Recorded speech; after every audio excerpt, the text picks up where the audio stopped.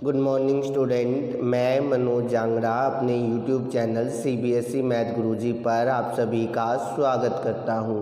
प्यारे बच्चों, 9th class में हमारा चैप्टर चल रहा है स्टैटिस्टिक्स चैप्टर 14, जिसके अंदर पिछली क्लास में हमने ये सीखा था स्टैटिस्टिक्स होती क्या है, डाटा क्या होता है, उस डाटा को रिप्रेजेंट कैसे करते हैं। एक तो डाटा को हम टेबल की फॉर्म में रिप्रेजेंट करते हैं, जिसमें हमने दो चीज़ें सीखी थी। एक क्या थी, फ्रीक्वेंसी डिस्ट्रीब्यूशन टेबल, और दूसरी ग्रुप फ्रीक्वेंसी डिस्ट्रीब्यूशन टेबल, जो ऑलरेडी हम सीख चुके हैं। आज की क्लास में हम क्या करने वाले हैं, graphical representation of data. Data को ग्राफ की फॉर्म में कैसे रिप्रेजेंट करते हैं। ग्राफिकल रिप्रेजेंटेशन में से दो चीज़ें आप ऑलरेडी कर चुके हो, पाई चार्ट एंड पिक्टोग्राफ। अब जो हम करने वाले हैं वो है बार ग्राफ, जो आप पहली बार पढ़ रहे हो 9th क्लास के अंदर। बार ग्राफ जनरली आप अनग्रुप डाटा के लिए ही, जो हमने टेबल बनाया था, एक फ्रीक्वेंसी डिस्ट्रीब्यूशन टेबल बनाया था, एक ग्रुप फ्रीक्वेंसी डिस्ट्रीब्यूशन। तो जो फ्रीक्वेंसी डिस्ट्रीब्यूशन टेबल बनाया था उसके लिए हम जनरली क्या यूज करते हैं बेटा, बार ग्राफ यूज करते हैं। अब हम वही समझना है कि बार ग्राफ कैसे बनाते हैं। ठीक है, तो चलिए स्टार्ट करते हैं आज की हमारी वीडियो।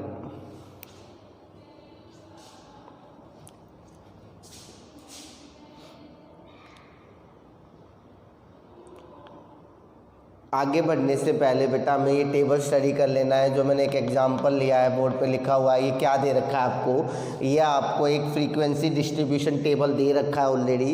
इसमें क्या कहा गया है कि घर का जो एक्सपेंडिचर है, एक हाउस होल्ड का जो एक्सपेंडिचर है उसको रिकॉर्ड किया गया है, वो हमें बताया गया है। यहाँ पे हेड्स मतलब किस चीज़ में कितना खर्चा हुआ, एक्सपेंडिचर इन 1000 रुपीज़, मतलब 4 लिखा है तो 4000, समझ गए, स्केल दिया जाता है। तो उसने लिख दिया 5 लिखा है तो मतलब 5000 रुपीज़ खर्च हुए। किसमें खर्च हुए, रेंट देने में। ठीक है, एजुकेशन ऑफ चिल्ड्रन पे कितने खर्च हुए, 5000, मेडिसिन पे कितने खर्च हुए, 2000, एंटरटेनमेंट के लिए 1000, मिसलेनियस मतलब और कोई एक्स्ट्रा जो खर्चा हो जाता घर में उस पर 1000। और इसी को अब हमें ग्राफ की फॉर्म देनी है, और उसी पर्टिकुलर ग्राफ को हम बार ग्राफ कहते हैं। कैसे ड्रॉ करेंगे, देखो बेटा, आपको एक यहाँ पे लाइन खींचनी है वर्टिकल, और एक ये है यहाँ पे हॉरिजॉन्टल लाइन। इस लाइन पे आपको क्या करना है, इक्वल डिस्टेंस पे मार्क करना है, इक्वल डिस्टेंस पे। और अगर आप ग्राफ पेपर लेते हो तो ऑलरेडी होता ही है, इस तरीके से आप मार्क करोगे। ये जितने भी मार्क लगा रहे हो सब के सब किस पे होने चाहिए, इक्वल डिस्टेंस। सिमिलरली यहाँ पर भी, ठीक है, इस तरीके से आप मार्क कर लोगे। और यहाँ पर ये जो आपको डाटा दिख रहा है इसके अकॉर्डिंग आप सूटेबल गैप ले लोगे। जैसे 1 2 3 4 भी लिख सकते हो, 2 4 6 8 10 भी लिख सकते हो, 5 10 15 20 ऐसे भी लिख सकते हो, 10 20 30 40 50 जो भी इस डाटा के। तो इसके अकॉर्डिंग तो सिंपली हम 1 1 का भी गैप ले सकते हैं, 1 2 3 4 5 6 7, समझ रहे हो बात को। जो भी ये हमें नंबरिंग दे रखी है, जो भी ये डाटा दे रखा है, उसके हिसाब से हम यहाँ गैप ले लेंगे। तो यहाँ हम एक्सपेंडिचर शो करेंगे।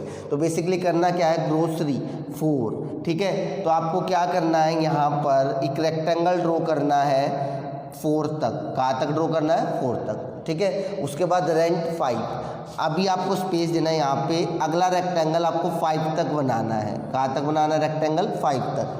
फिर एजुकेशन ऑन चिल्ड्रन कितना है, 5। फिर नेक्स्ट रेक्टेंगल भी आपको कहाँ तक ड्रॉ करना है बच्चों, 5 तक ड्रॉ करना है। मेडिसिन पे कितना खर्चा हुआ, 2, तो 2 यूनिट तक आप अगला रेक्टेंगल ड्रॉ करोगे। ध्यान रहे बार ग्राफ में गैप होता है, स्पेस फिर रेक्टेंगल, स्पेस फिर रेक्टेंगल, स्पेस फिर रेक्टेंगल। इसको हम थोड़ा सा डार्क कर देते हैं, हमारे जो रेक्टेंगल बन रहा है इस तरीके से, इस तरीके से, ठीक है। और एंटरटेनमेंट 1 यूनिट, एक रेक्टेंगल 1 पे बना दिया हमने। यहाँ पे देखो इधर मैं एग्जैक्टली इधर, और फिर लास्ट में हमें और चाहिए।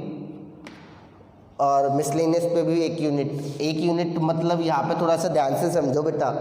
यहाँ पे इसने क्या कहा, इन 1000, 1 का मतलब है 1000। तो यहाँ पे बेसिकली ये शो कर रहा है ग्राफ पे कि अब हमें पता चल जाएगा। देखो, एक तो हमें ये टेबल स्टडी करना और एक हमें ये टेबल स्टडी करना हो, तो इससे टेबल से स्टडी करने से ज़्यादा बेटर डाटा इस तरीके से थोड़ा सा इंटरेस्टिंग भी होता है और थोड़ा ईजिली भी। अब आप क्या करोगे, यहाँ पे मेंशन करोगे कि ये जो रेक्टेंगल है वो किसके लिए, ग्रोसरी। तो यहाँ पे आप लिख दोगे ग्रोसरी। तो मैं ग्रोसरी के लिए आप क्या करना है, एक और कॉलम बना लेना है यहाँ पर, ठीक है। और इसके सामने अल्फ़ाबेट लिख देना। ग्रोसरी के लिए आपने ए यूज कर लिया, रेंट के लिए आपने बी यूज कर लिया, इसके लिए आपने सी यूज कर लिया, मेडिसिन के लिए डी यूज कर लिया, इसके लिए ई यूज कर लिया, और इसके लिए आपने क्या यूज कर लिया, एफ। तो यहाँ पे लिख देना बड़ा बड़ा ए बी सी एफ। मतलब क्या है बेटा, ए लिखने का मतलब है ग्रोसरी, तो ये जो रेक्टेंगल है वो ग्रोसरी के ऊपर जो खर्चा हुआ उसको रिप्रेजेंट कर रहा है, ठीक है। तो बेसिकली आपने यहाँ पे क्या लिखा है, हेड्स। हेड्स मतलब है यहाँ पर कि खर्चा किस चीज़ में हुआ है, ठीक है बच्चों। और यहाँ पे आप क्या लिख रहे हो, एक्सपेंडिचर। क्या लिख रहे हो बच्चों, एक्सपेंडिचर। अभी मैं थोड़ा सा पॉसिबल नहीं हो पाएगा तो आप यहाँ लिख लेना और ब्रैकेट में लिखना इन 1000 रुपीज़। ध्यान रखना 1000 में ही, मतलब क्या है इसका, जैसे रेक्टेंगल 4 तक है तो ए वाला जो भी हमारा जिस चीज़ पे खर्चा हुआ है वो कितना हुआ है, 4000 खर्चा हुआ है। बी पे कितने 1000, 5000, 5 नहीं उसके साथ 1000 और लगा के चलो 5000। तो इसी को हम स्केल भी कहते हैं, स्केल फैक्टर कह लो या स्केल कह लो, कि जो 1 यूनिट है, ठीक है। ग्राफ में हम इसको 1 यूनिट यूज करते हैं, ये 1 यूनिट है। ये 1 यूनिट हमने किसके बराबर लिया, 1000 के बराबर लिया है। 1 यूनिट किसके बराबर लिया है बच्चों, 1000। तो इसके ऊपर भी 1 नंबर का क्वेश्चन पूछा जा सकता है, स्केल फैक्टर आपने क्या लिया है। ग्राफ में से 1 यूनिट कहते हैं, ये जो आप स्पेस दे रहे हो ना सब 1-1 यूनिट के होते हैं।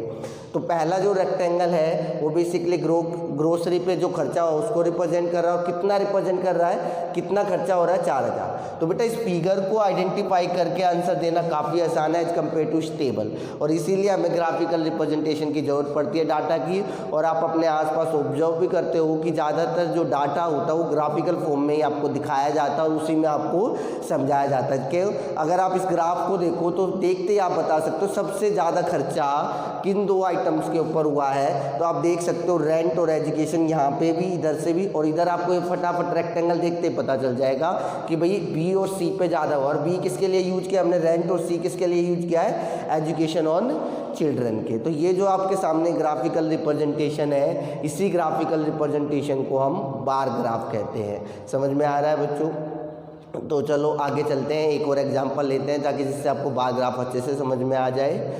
चले आगे। अब आ जाते हैं बच्चों हम अपने एग्जाम्पल 2 में। ये क्वेश्चन हमें दे रखा है कि पॉलिटिकल पार्टी, जैसे इलेक्शन होते हैं, इलेक्शन में क्या होता है कि भाई किस पार्टी को कितनी सीट मिली, अपने आसपास आप देखते होंगे। तो एक तो इस तरीके से, और इसी को अगर हमें बार ग्राफ में, पहली बात है ये जो टेबल दे रखा है ये कौन सा टेबल है, फ्रीक्वेंसी डिस्ट्रीब्यूशन टेबल, ठीक है। और इस टेबल का हमें क्या बनाना है, बार ग्राफ बनाना है। तो कैसे बनाएंगे, देखो बच्चों ध्यान से, फिर से अभी हमने सीखा था। यहाँ पर आप इक्वल डिस्टेंसेज पे मार्क कर लोगे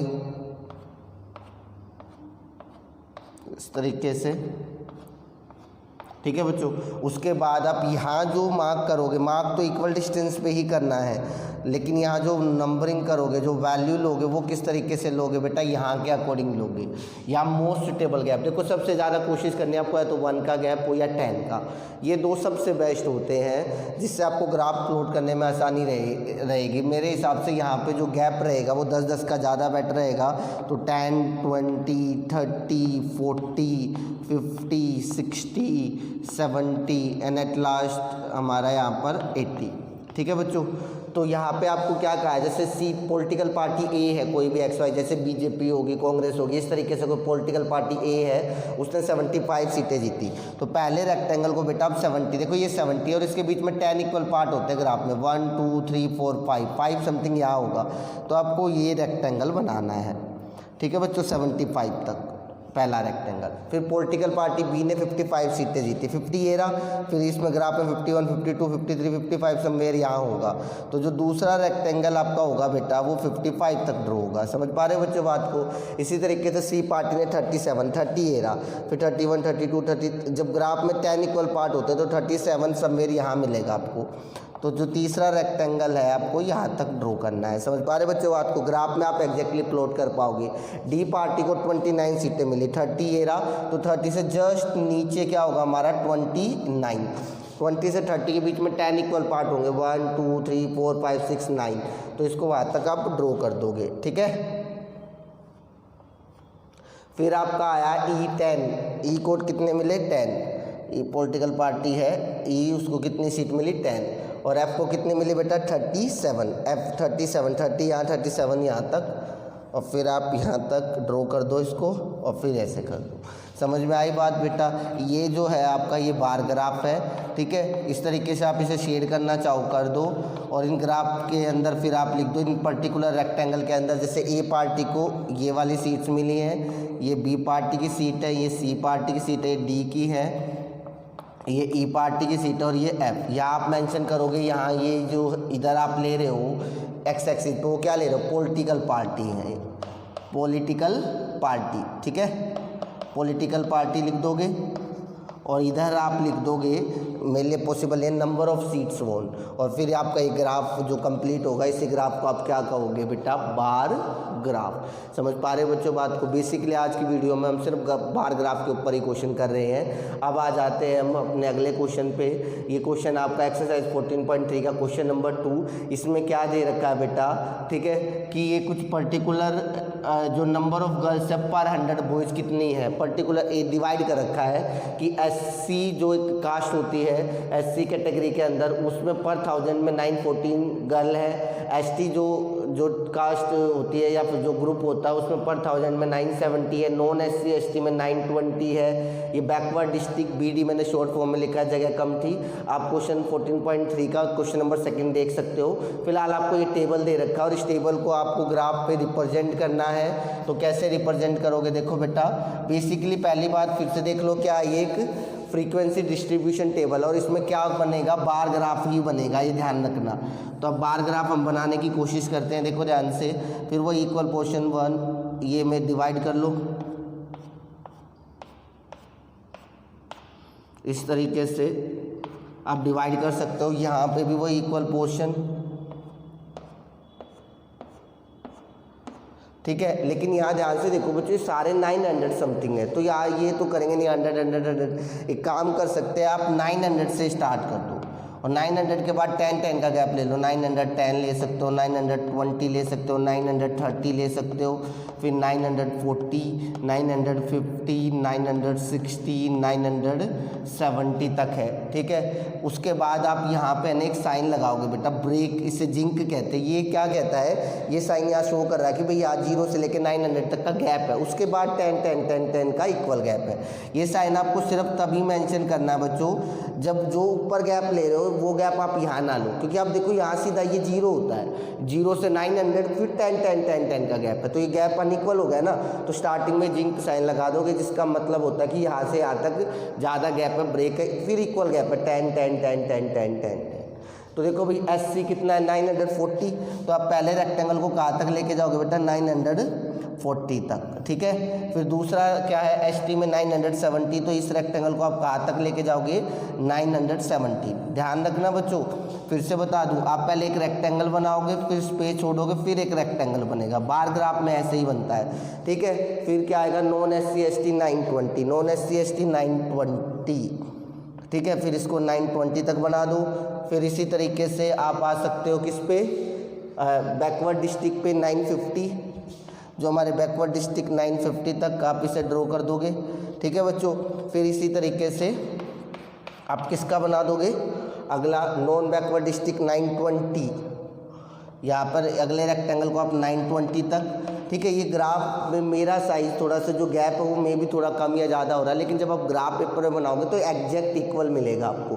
रूरल एरिया में 930, तो इस अगले रेक्टेंगल को आप कहाँ तक बनाओगे बच्चों, 930।